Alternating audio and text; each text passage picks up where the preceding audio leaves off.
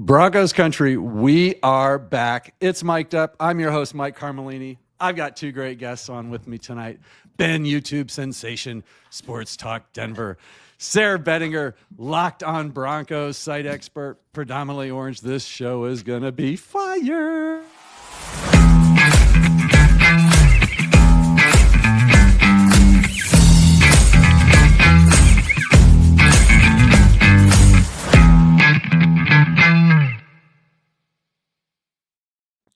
Guys, we are back. What a lineup we've got for you tonight. I'm so excited about this one. I've been waiting for this one for a while. Gentlemen, welcome to the show. How are we feeling? I've been doing push-ups, drinking Red Bull in my basement just to try to get pecs popping like Sayre. This is going to be awesome. Let's go, boys. Hey, yeah, if the pecs ain't popping, I don't know if anything's worth doing. You know what I'm saying? Like, let's go. Sayre was literally eating a protein bar right before we came on. I mean, the guy is jacked. Do you performance enhanced test the contestants on here? Because I don't think Sayre would pass. I don't think it's necessary. This is more of a cerebral thing. Yes. Let's not, Oh, we're not doing feats of strength at the end? Yeah. Oh, man. Mario tried to do some bicep stuff at the end, but he'd already been, so it really didn't matter at that point. Guys, I'm going to make up all the rules. I'm going to keep score, so don't worry about any of that. We're just going to have fun today. Think of this as like going out and playing a little golf with your buddy and just whipping his ass if possible. Let's not get too crazy here. Let's just have a good time. Ben, you won the toss. You know how this works. Let's get started here. State of the Broncos as we sit here on February 15th. Give me your state of the Broncos. We happy? We sad? What are we at right now before free agency and draft and all that? Bro, I'm always wearing orange and blue goggles for sure, but I can't help but just feel crazy optimistic that we were the second youngest team in the playoffs. Those young and hungry core are just going to be more used to the Sean Payton system, more used to the speed of the NFL. And we got $50 million in cap space we can throw around. Sean Payton, George Payton are genius drafters, so I'm feeling great about that. Genius drafters. Oh, wow. Yeah, man. Look, I mean, Quinn Miners, Jonathan Cooper, like they're just finding dudes all over the place, and I expect that to continue. So, and we got our franchise quarterback. We haven't had that in almost a decade. We're so back, baby. So you like that? I like it. Okay, well done. Sayre, over to you. What do you think? Where are we at today as we sit here? It's top tier time to be a Denver Broncos fan, bordering unprecedented, because when's the last time, if ever, that this team actually had a franchise quarterback that it drafted, right? To be able to build around going into an offseason. I remember, obviously Jay Cutler was at the tail end of the Mike Shanahan era. So this is the beginning of a completely different thing where the salary cap is bonkers and it's going to continue to get more and more so over the years. So I just kind of feel with the ownership group in place, the cash that they've got on hand, an aggressive head coach like Sean Payton, George Payton, who's smart, savvy, great connections all around the league. Like, how could you not be excited about the Broncos right now, especially with the emergence of Bo Nix this last year? Yeah, well done. Love it. Good, strong start to the show. Ben, did you have anything to add to that? I see how excited you are. Go ahead and give him more points, because I just agree with you. Yeah, richest owner in sports. Like, we're in a really good place, guys. It feels good to be back. And the Chiefs lost the Super Bowl. Their dynasty's over. Yeah, that was awesome. Most of their cap space is in 5 dudes, and they're older and slower, and we're so back, baby. Yeah. Well, speaking of Bo Nix, let's talk about this for a second. Good take or bad take? Is Bo a top 10 QB next year? What are your thoughts on that? Sayre, let's start with you. Top 10. Yeah, I think I don't think so. I think that a lot of quarterbacks in the NFL today are getting overrated, overhyped. I think that the consistency of most of these guys is just not there. And I feel like Bo Nix has the mental ability in terms of the way that he's operating the offense already at such a high level. I mean, the Broncos having a top 10 scoring offense this past year in Bo Nix's rookie season, like, to me, what is a top 10 QB? A top 10 QB is a team that, or a quarterback that can lead a team to being top 10 in wins. And I think Bo Nix has that ability to do that with his arm, with his legs, with beating guys before the snap and just winning in that way. I don't think he has to do any one certain thing every single week in order to be successful. I think he can beat you in a multitude of ways. And so I do believe he is a top 10 QB this coming season. Yeah, great stuff. I like that. Running ability. We got to get him a little more running, I think. Yes. I think Hurts showed us that. And even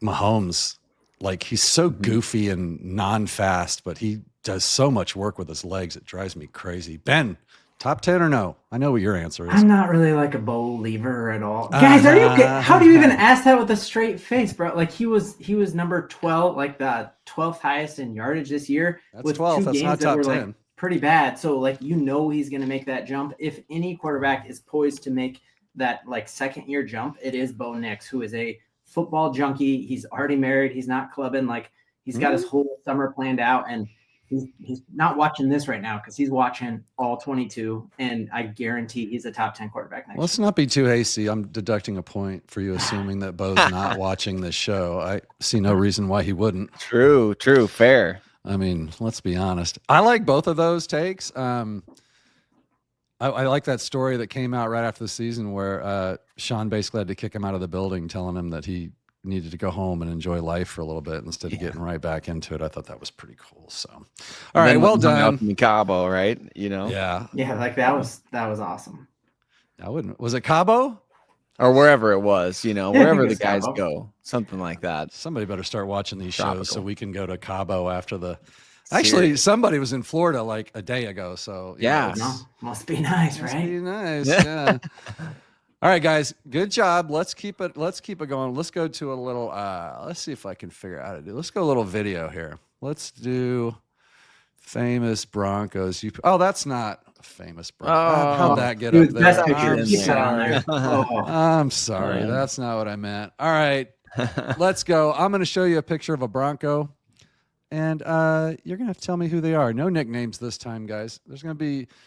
We'll go back and forth. Again, Ben, you won the toss, so you will go first. And I meant to have all like Peyton Manning era ones, but I didn't.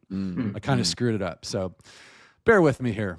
Ben, first, name this Bronco.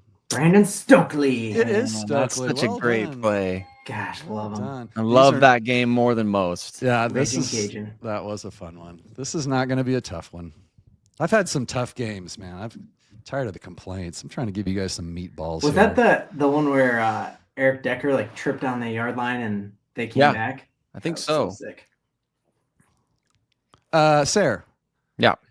There you go. Oh, that's Chris Harris Jr. Come on. It's a tie game here.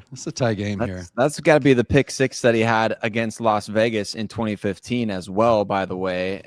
I'm pretty sure. If you want to get really deep. Not Las Vegas yet. To deduct a point. All right, yeah. Excuse me. All right. Oakland, excuse me. So he lost a point for pointing that out, and he lost a point for mentioning the Raiders at all. So it's a 2-point game now. Banned. He just got canceled. But the Zach Seegers try of adding more to the answer hasn't paid off for Zach, and it's not paying off for you so far. Betty. Absolute failure. Let's rein that in. Easy one again. We're going for 43 here. Ben, is that? Goodness, he was a safety. Ward. That is TJ Ward. Well done. Let's go. Nice. No flies on again. These are all Peyton Manning era. So far. All right. Rod Smith. That is not Rod Smith. You got to be kidding me. I see it in his face. This is a trick. Same number. Lionel Taylor. You're done. I don't know. Yeah. I'll take the loss on that one. If you guess wrong, you lose a point. So it's not yours. Then I'm not going to That's Julius Thomas of all people. No, it's not. Yes, it is.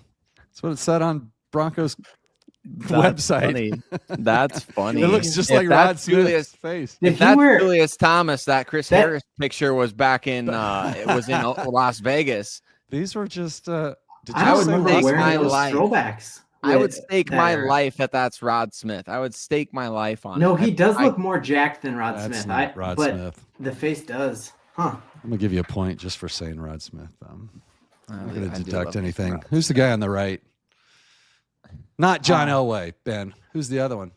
Is Jason Elam? It's Jason Elam, yeah.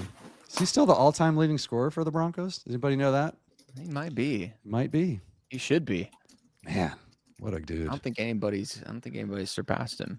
What a dude. All right, here we go. 27.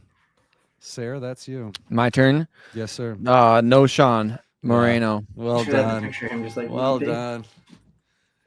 Benjamin Albright missed everything but got Lorenzo Doss.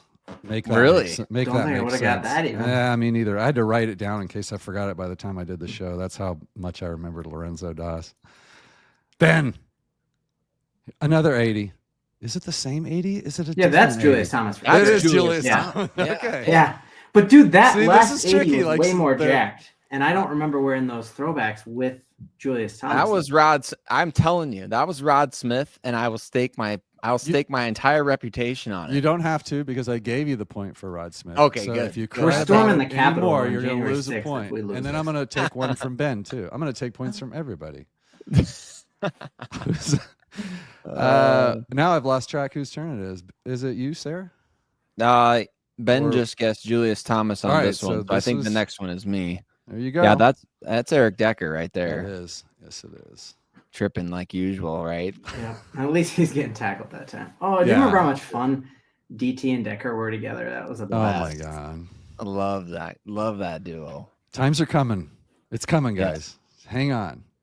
All right, so we know 43 is who's the one in the middle there with his arms He is crossed? Going to snatch your chains. It's a keep to leave. Poke you in the eye. Very good. Very good. No number help, nothing. I love it. Oh.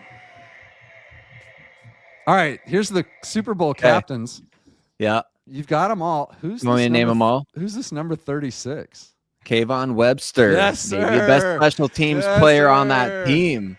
Well absolutely. And 51 is the guy who's on DNVR now is awesome. Todd Davis. Yeah. The guy who's on DNVR. The guy who's on DNVR. Ben, that's a that's the a man. Wow. It's a negative point. 1 point game. What? No, I said his name. The guy from DNVR. Man, that's a crew right there. That is, isn't it? Gosh, that's a fun awesome. picture. If I could have found 2 pictures like that, with like 6 guys or whatever, I would have used those for both of you to name them all, but I couldn't quite come up with it with the time I had. So, all right, let's get out of that. Well done. It's a 1 point game. So, yeah, all good. Everybody's happy. Let's go let's do a little Debo Cup. Are we interested in either one of these guys? Should we be? Ben, let's start with you. What are your thoughts on that? Well, you made a pretty scathing Twitter video where you called all of us out for just wanting all of them. That's why we're here. Just speak your mind, dude. Yeah, if I had to pick between one of those guys, I think I would pick Cooper Kupp. Just think immaculate route runner, could really be a mentor for the rest of those young receivers. Troy Franklin, Marvin Mims, thinking of them looking up to Cooper Kupp, almost like when we had Wes Welker towards the end of his career, that he kind of passed on a lot of knowledge of the game to those dudes. So I would love that. Obviously, Debo playing the Joker role, Sean wants that, but he's kind of a diva and a me first guy. So I don't know how that fits in this locker room. It's pretty gelled together. Yeah. I guess the question doesn't have to be which one. It could be either or neither too. Would you be fine with? I understand the Cup, using him in that way, not expecting him to come in and be like a number 1 or something. He would be fun for I don't know how big he is, but he doesn't seem like a big guy, right? Like he could be that kind of small slot sort of Stokely thing or something too. I don't know. Maybe fun. Sarah, what do you think? Yeah, I like either of these guys. Honestly, I don't think that you need to get. I don't think the offseason success hinges upon trading for either one of these guys. No. But if you could get one of them for a 6th round pick, because the Broncos have 3 of those, absolutely. Taking one of these 2 guys, both of them have played in Kupp's case, won a Super Bowl. So they both have played in really big games. And I think that, the versatility of their skill set. I know that a lot of times folks are saying, well, if you get Debo, he does the same stuff as Marvin Mims. And I don't agree with that at all. I think Debo is a way better wide receiver than Marvin Mims. Marvin Mims is a guy that you have to manufacture touches because he's not playing the receiver position well. Debo plays the receiver position well, and you manufacture touches for him because he's one of the best run after catch guys in the league, which Cooper Kupp also happens to be. And I believe over the last 3 years or 2 years, Kupp is still averaging 1,100 yards per 17 games played. So yes, you got to consider the injuries and things like that, but I mean, Debo has played 33 out of a possible 37 games the last 2 years. I think Kupp has missed time for high ankle sprains, and you just trust your training staff, which has kept guys on the field for 2 straight years. Like, the Broncos are best in the league at that over the last 2 years of a sample size. And so I would love to see one of these guys help Bo Nix grow in a similar way to, what we saw the Bills do with Josh Allen. They trade for Stephon Diggs, and that helped just absolutely skyrocket his career. Yeah. Well done. Takes the lead back from Ben with a strong answer. Sorry, Ben. You should have ate a protein bar or something. Should have done more push-ups. I knew it. You need a Quest bar.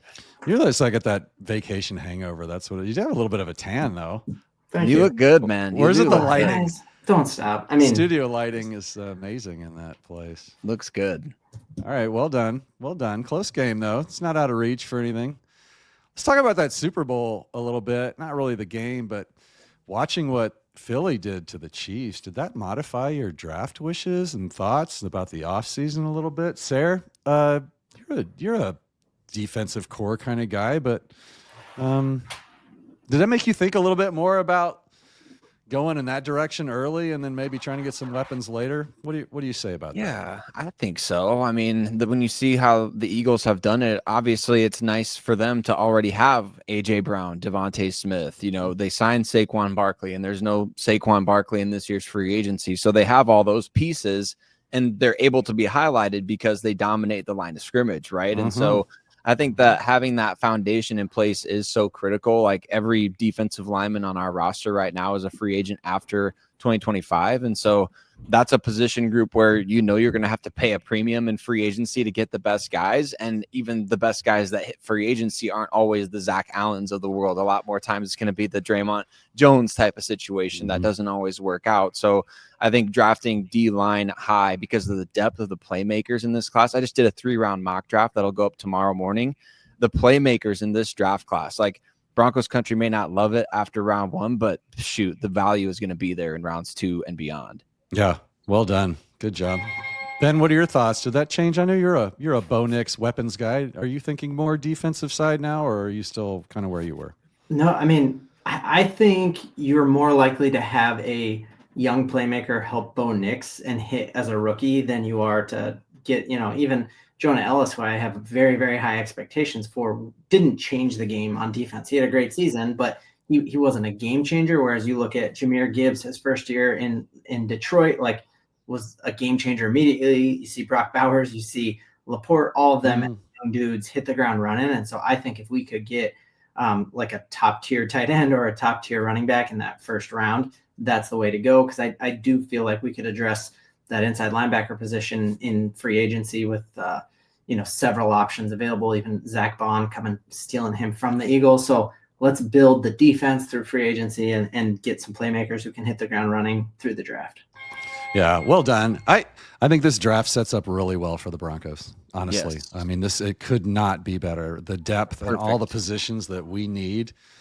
That's what I was texting Sean Payton. Like, he and I, we were texting for a point on here. If you're like, he told me he was texting. He said some kid was texting him. Yeah, he told me. Yeah, it was me. Yeah, good for you. I told him to go ahead and answer. He was very gracious with his time. That's good. All right, well done. That's 2 very different trains of thought there. Maybe we'll get into that in the big debate at the end of the show. We'll see how that. We'll leave that for now. Let's hit this one right here. NFL. Are the Broncos a top 10 team next year? Ben, what do you think? I mean, we're like a 14, right? Yeah, I was going to say we're 14 this year. Yeah. We've just improved each and every year that Sean Payton has been here, and I don't see a reason why we would not continue that upward slant. And you just saw Bo Nix get better in each and every game, and so if he takes a couple steps forward, we shore up that inside linebacker position, get Singleton healthy. I feel like we're going to be a top 10 team pretty easily. Think Singleton's back next year? I do. The Broncos are showing him a lot of love on social. Have they done that before? But have they done that? And then, I don't know. And I'm probably reading too much into it, but I just feel like you could just tell on Broncos social when we were done with Russ, because they stopped putting this stuff out there, and they're still. I mean, that's an extreme, but yeah. I get that. I mean, I'm a fan of Alex Singleton. I just, as a guy, I'd like to see like to see him stay healthy. I'd like to see him play really well, but I think they're going to be looking for people in that inside. Well, we need a coach first, right? We're still looking for a coach. Sayre, think the Broncos will be a top 10 team next year? Yeah, I do. I think the Broncos are a blocked kick against Kansas City and a blown 11-point lead against the Chargers from being already a top 10 team in terms of record wise. And so I feel like you learn how to close those games. As Sean Payton says, like, what does he say? It's like confidence is born from demonstrated ability or things like that. And they have to demonstrate that they can win those tight games against teams with winning records. But I don't think that was a valid knock on this team being bad. I mean, for the Broncos to win 9 of their 10 games by 9 or more points is insane for where this team was at with $90 million in dead cap, third youngest roster in the NFL. I think they're going to be much better this year. I don't know if that means a 1-win jump, but I think even with a 1-win jump, I think they would look like a top 10 team in many more ways than they did this past year. Ben? Yeah, how many of our losses were one score? I mean, all of them except for that 7. Ravens loss and one other. And we're a doinked extra field goal away from being tied with the Bills at half, and that game got away from us. But I think we're easily a top 10 team next year. Yeah, love it. I agree. I think that I think when I think about next year, that like the Broncos could improve a lot in a lot of different ways, and maybe it doesn't show up on the like the win-loss column, but it shows up in the quality of their play and their wins and still making playoffs, and then perhaps going on to win a playoff game as opposed to, because I think that next year might be a little bit tougher schedule-wise too, and some teams, coming back. But we'll see how it all plays out. It's early yet. Like we said, we're not even free agency yet. But well done. Let's get can we get a check on that? Yeah, there we go. Okay, it's anybody's game here. Wow. Ben, I'm rooting for you, buddy. Come on now. It's tight. All right, let's get some thoughts on Riz putting on the Ritz. We got any Sayre? What do you think? We knew it was coming, right? So we're happy that he's here. Mm-hmm. I mean, when you think about a football team, it's it's offense, defense, special teams. It's a big position. So what are your thoughts on Rizzy?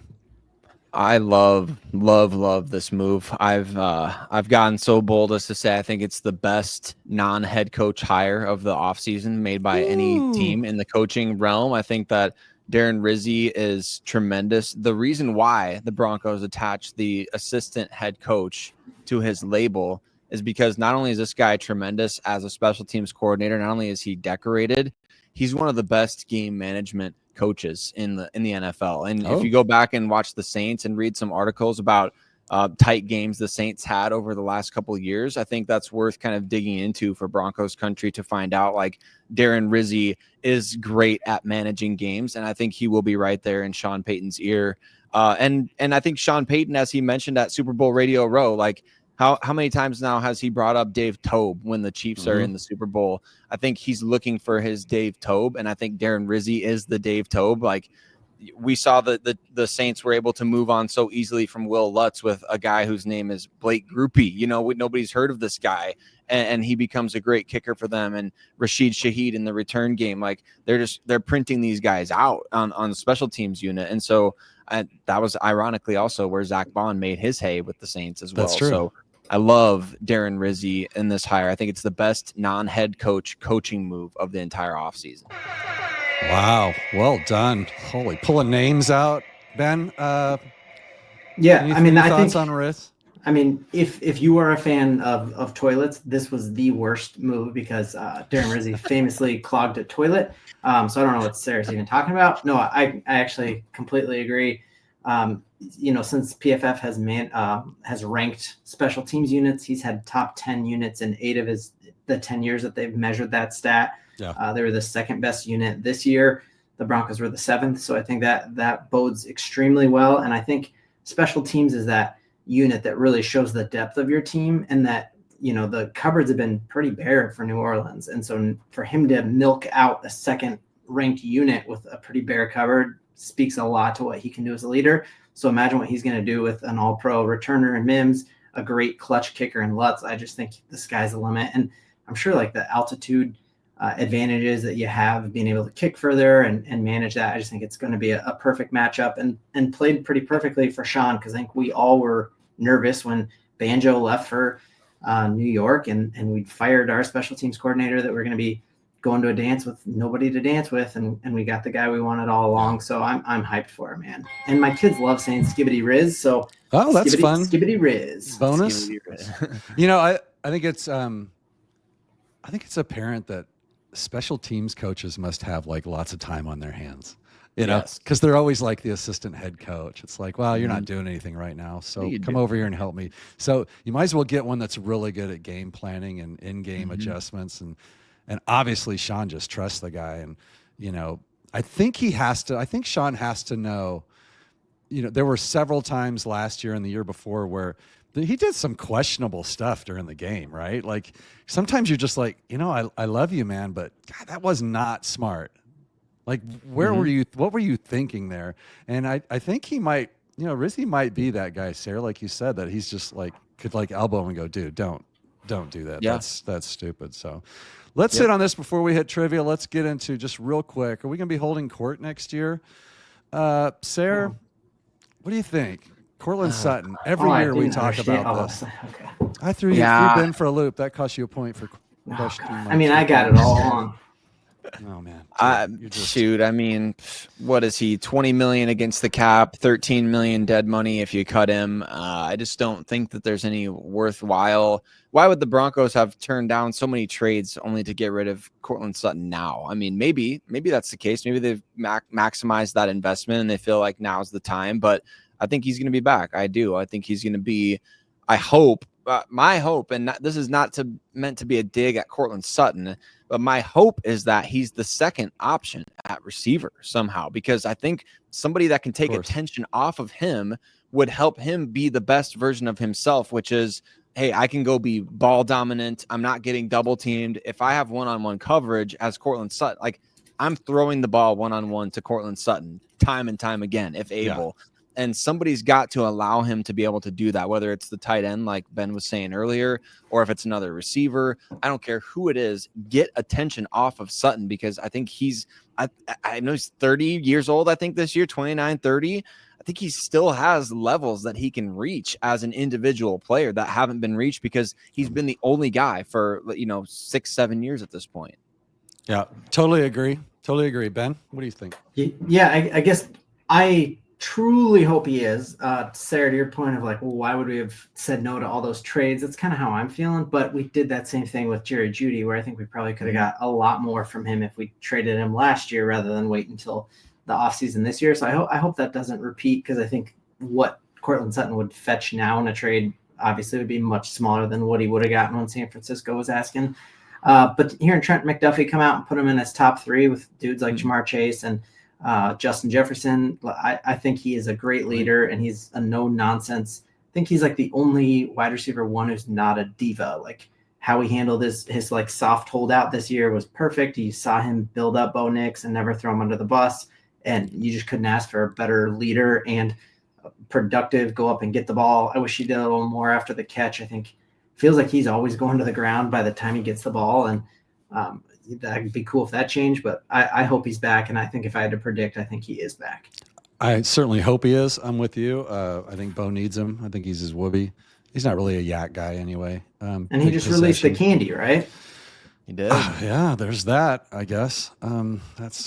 They're delicious. Give me a point. I gave you a point for knowing about the candy. You need all the points you can get. Yeah, thank you. I gave you a point. There you go. You're like 50. Eat that, Sayre. So we got a Von Miller and a Brandon Marshall, right? There we go. All right. Yep, exactly. All right, guys, it's time for mic'd up trivia. This is where you can do this, Ben. Games are won, games are lost. Right here. Ben, take a deep breath, okay? Oh, they start really easy. And we'll see how it goes after that, Ben. Here we go. Earn some points, buddy. Final score of Super Bowl 50. As a reminder, this was the Carolina Panthers and the Denver Broncos. Is this rapid fire? Right, like rapid fire? This is Ben, and then if he doesn't get it, you can steal. Okay. But if I remember we won by 2 touchdowns. That's incredibly helpful. If I could give you a half point, I would consider it. You might as well guess, because you don't lose points for guessing when it's your turn. I can't wait. I haven't hit this button yet. 21, well, whatever, 21. No, they had a field goal. 28-14. Gosh, you really you worked it, but you could not get there. Sayre, would you like to steal? Yeah. Sure, I will. Yeah, 24-10. I won't soon forget it. Absolutely. 24-10. That is, look at that. Oh, gosh, Ben, breaking my heart. So again, this is like scoring at the end of the half and then getting the ball first in the second half. Sayre, here you go. This is as easy as they come. Super Bowl 50 MVP. Man, I already put the point down. It's my favorite Bronco as an adult fan is Von Miller. Absolutely. Super Bowl 50 MVP Von Miller. I think the coin toss kind of screwed you here, Ben, because I just looked at the next question. It comes back to you. This is kind of a weird random one. Where was Super Bowl 50 played? I remember that for sure. Levi Stadium. Hey, let's go. Let's go, Sayre. Eat those Courtland Sutton gummies. Bedinger. Protein didn't help you on that one. Yeah. Dang it. All right. Well done. He's back in the game. He's not giving up. Back in the game. Yeah. Fighting. Here we go. Mr. Bedinger. How many touchdown passes did Peyton Manning throw in that Super Bowl?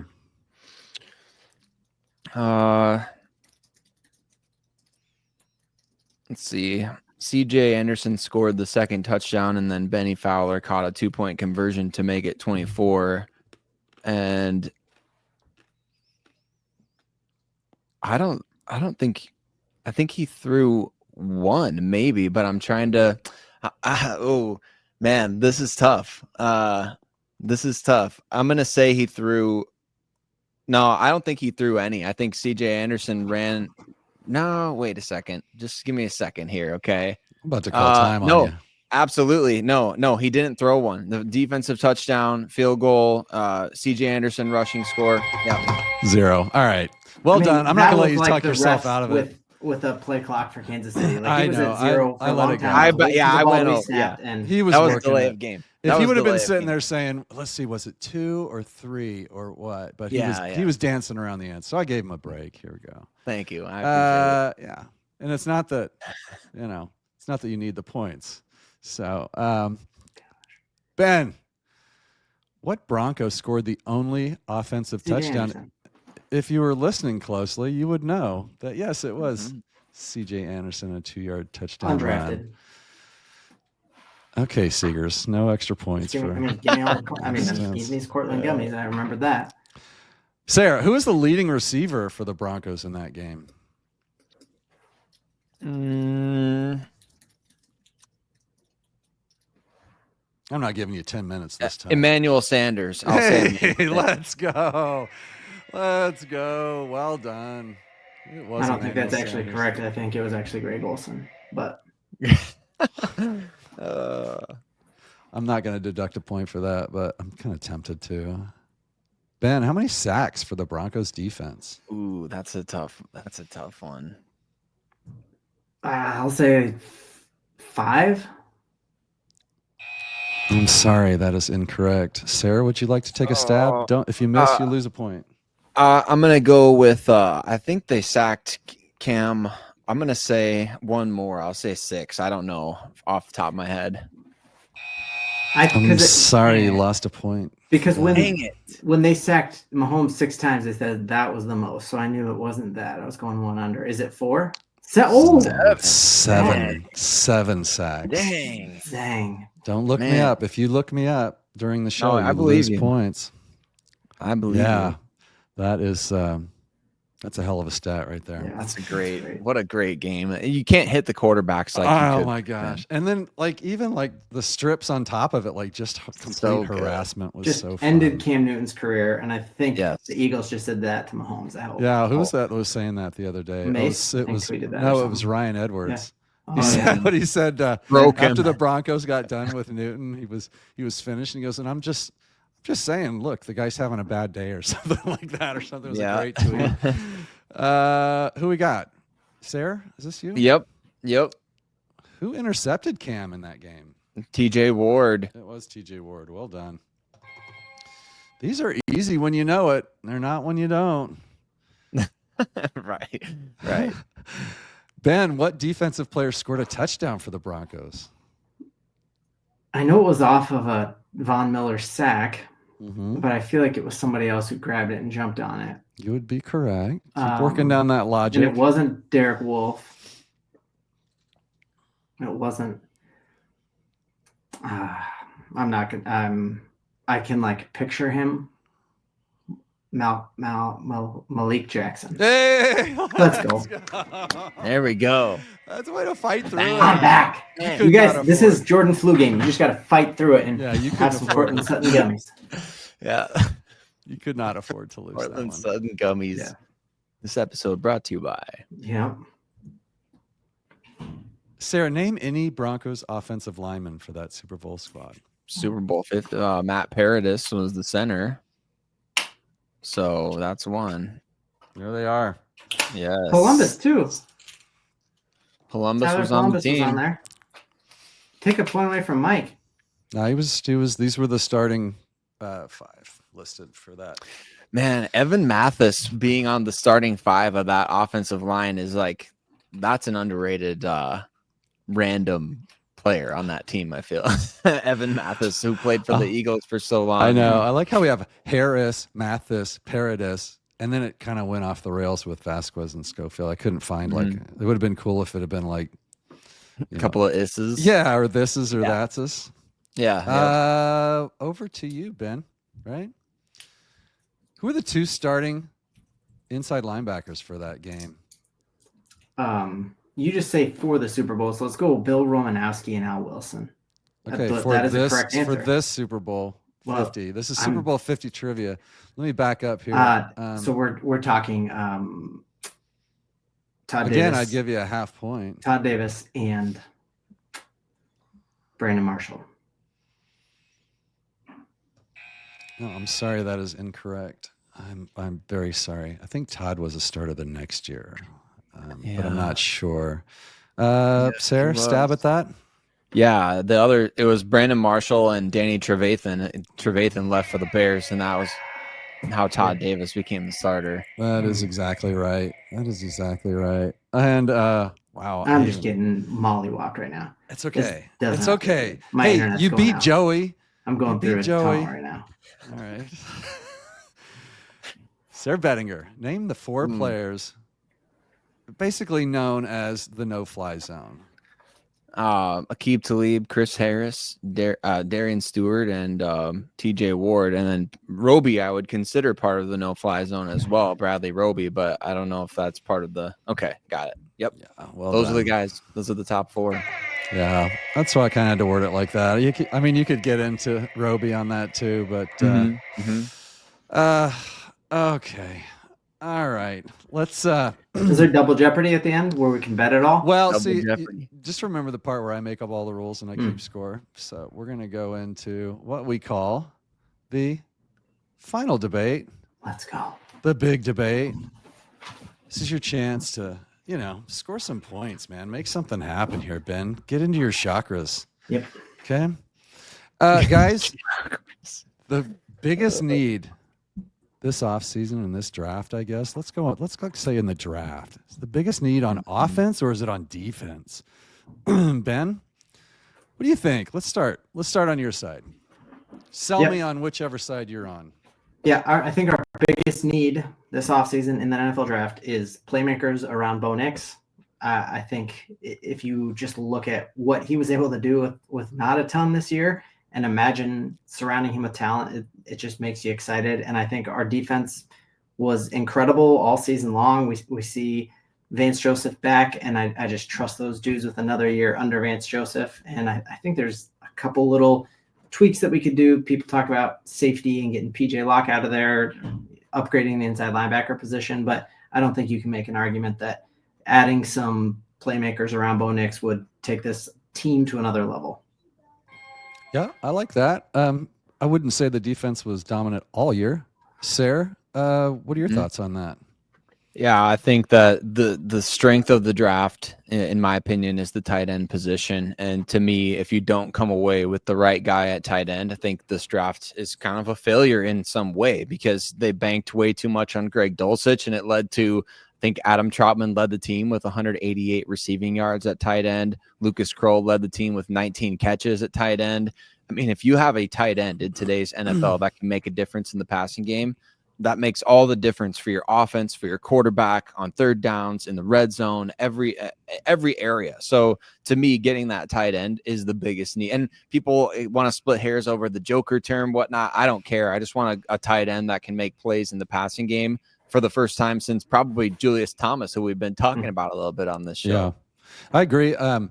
It's when I think about next year, like next season, I want weapons, but like when you start thinking about how like Trautman, I think, is under contract, and maybe Atkins or something, and that's it for tight ends. And then all our defensive linemen. I mean, we got a lot of people that are going to be dropping off or needing to be re-signed coming up. So I think in a team building exercise, maybe my feelings might be different if I sat and thought about it with a GM hat. But as a fan, which is all I am, I'd love to see like a playmaking tight end and a burner on, that can run routes and like open up things for Court. Cause I agree 100%. Like Court is like a 1B or a 2 is deadly. As that one guy that's supposed to take up 2 defenders all the time, I don't think he performs well under that. And I think he did really well last year, but I think he needs help there. But if you're just thinking defense or offense, it's hard, right? It's hard to like really pick a side here, but it sounds like both of you guys are offense. Ben, is that what I'm would you guys want Taysom Hill? It sounds like the Saints are going to move on from him. Do you think that could meet that need? If it's like one of those, look, he's 34 coming off an ACL. Let's not kid ourselves, right? But sure, if he's not going anywhere and he's playing on a vet minimum with some bonus money in there to polish his ego or whatever, yeah, bring him in. He can help the team. The same with Kupp. Like a lot of these guys, I would not break the bank for any of these guys. Debo, Kupp, any of them. But I mean, if you can get them on sure, I want players. Like we'll take them, but we need like superstar players. There's a few out there that I wouldn't mind spending money on. I don't know how realistic they are. I don't know if we're still talking about Myles Garrett anymore, if we're still talking about a T. Higgins or a Godwin or something like that, like people that I wouldn't mind maybe even giving a pick or so for. But these players, the Kupps and yeah, sure, I want them. Yeah. Sayre, what do you think? Yeah, let's get real crazy here. Let's say Nate Adkins takes Michael Burton's role.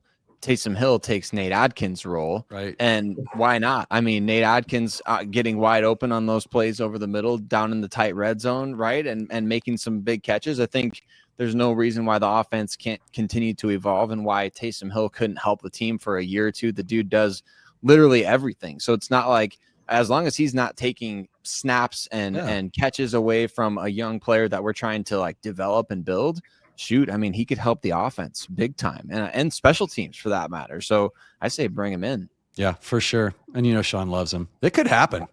I mean, that really could happen. Yeah, I think it will. Does he have gummies? Are there Taysom Hill like gummies or no? We'll check. Okay. We'll get back to Google you it. next show on that. Google Let us know in the comments. All right, guys. I loved this show. I am sad that my guy just came in and crapped the bed. I hope your vacation was worth it. I hope that you learned your lesson that when you come on mic'd up that you need to be prepared, Ben. I mean, I don't want to scold you, but this is a Bulls help me. Sixers maybe. I mean 66. Yeah. That's a good score, right? 66.